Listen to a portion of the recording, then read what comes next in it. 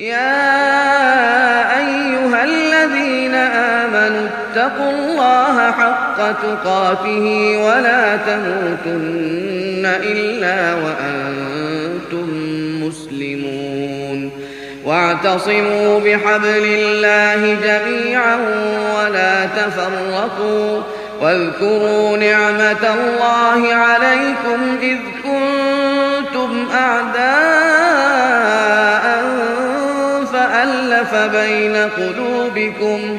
فألف بين قلوبكم فأصبحتم بنعمته إخوانا وكنتم على شفا حفرة من النار فأنقذكم منها كذلك يبين الله لكم آياته لعلكم